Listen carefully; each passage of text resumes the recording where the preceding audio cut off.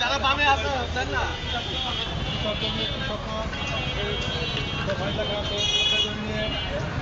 কৃষক যুবকদের নিয়ে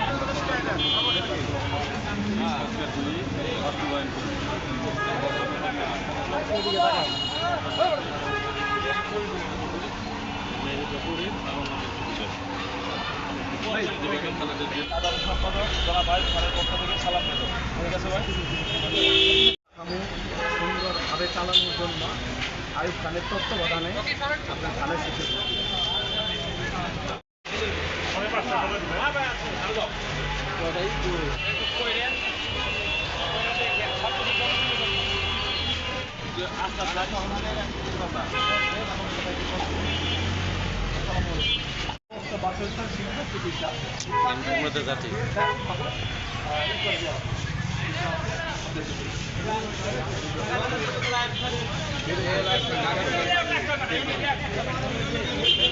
আছে। যেমন আপনি ধরেন নারী শিক্ষা উন্নয়ন ব্যবস্থা, বেকার ভাতা সবই আছে। বিচার বিভাগ একটু পড়বেন, ওইটা দেখলে বুঝতে পারবেন। আর সার্বিক তত্ত্বাবধানে আছে আমাদের ঢাকা জেলা যুবদলের সেক্রেটারি আইয়ুব খান।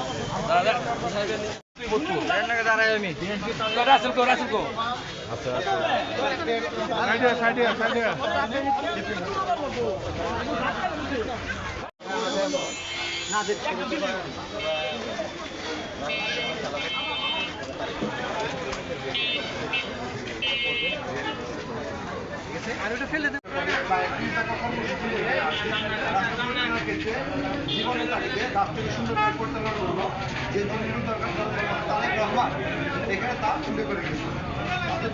করবে এবং আরো ঢাকা জেলার যুবদলের সাংগঠনিক সম্পাদক জনাব আইয়ুব খানের পক্ষ থেকে। ঠিক আছে, ধন্যবাদ আপনারা সবাইকে বুঝায় এবং ধন্যবাদ।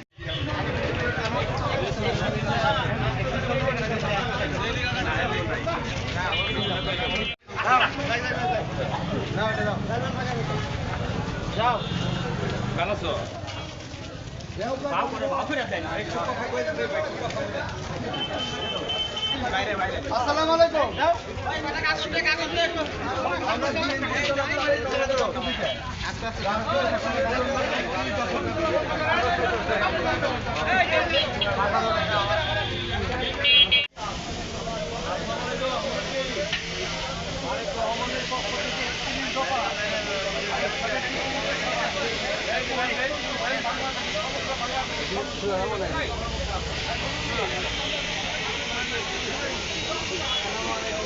তারেক রহমান ঘোষিত ৩ দফা বাংলাদেশের মানুষের ভাগ্য পরিবর্তন করার একটি বিএনপি জনাব তারেক রহমানের পক্ষ থেকে রাষ্ট্র মেরামত পরিচালনার জন্য যে ৩১ দফা বলেছেন, সেই ৩১ দফা এখানে লেখা আছে। তুমি দয়া করে পড়বা এবং ১০ জনকে বুঝাবা এবং তুমি আমাদের সাথে শরীক হইবে, এটা প্রচার করবে। ঠিক আছে। আর আমরা মূলত আসছি ঢাকা জেলা যুব দলের সাধারণ সম্পাদক জনাব আইয়ুব খানের পক্ষ থেকে। ঠিক আছে, আসি, ভালো থাকো, দোয়া করে আমাদের জন্য। আসসালামু আলাইকুম। ঢাকা জেলা যুব দলের সাধারণ সম্পাদকের পক্ষ থেকে আসছি, আপনাদের সাহায্য সহযোগিতা চাই ইনশাআল্লাহ। এখানে যে কথা ৩১টা দফা প্রত্যেকটা বাস্তবায়ন করার জন্য আমাদের সাহায্য সহযোগিতা করবেন। আসি, আসসালামু আলাইকুম।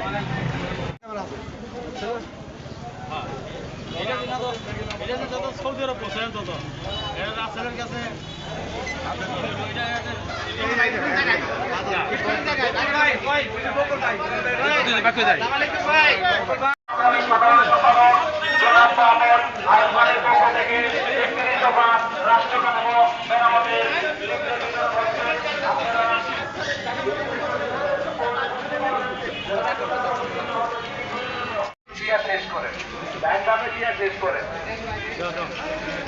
রাষ্ট্র কাঠামো উন্নয়নের একটি দফা।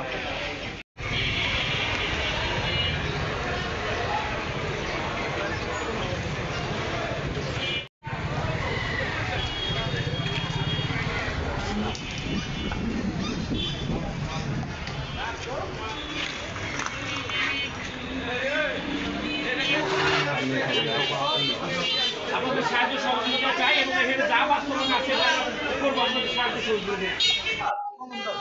আপনাদের সামনে এখন সংক্ষিপ্ত বক্তব্য রাখছেন ঢাকা জেলা যুব দলের সাবেক সহসাধারণ সম্পাদক কাজী মুসলিম উদ্দিন চন্দন। বিসমিল্লাহির রহমানির রহিম। আমি কাজী মুসলিমুর রহমান চন্দন জনাব তারেক রহমান ঘোষিত রাষ্ট্র কাঠামো মেরামতের 31 দফা দাবির জন্য যে প্রচার এবং প্রচারণার জন্য আমরা যে নেতা এবং কর্মীরা আজকে সমবেত হয়েছি এবং লিফলেট বিতরণ করছি, এর মাধ্যমে আমরা প্রচার করতে চাইছি যে আমাদের দেশ কিভাবে সুন্দরভাবে পরিচালনা হবে এবং আমাদের রাষ্ট্রনায়ক জনাব তারেক রহমান কিভাবে দেশকে আরো উন্নতির শিখরে নিয়ে যাবে।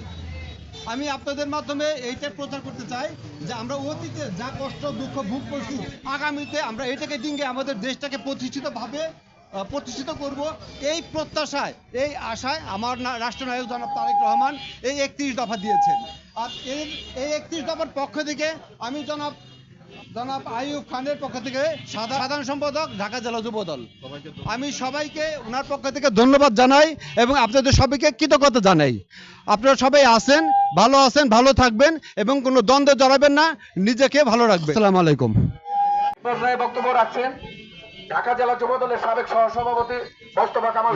1 ঘন্টা যাবৎ পরিশ্রম করছেন।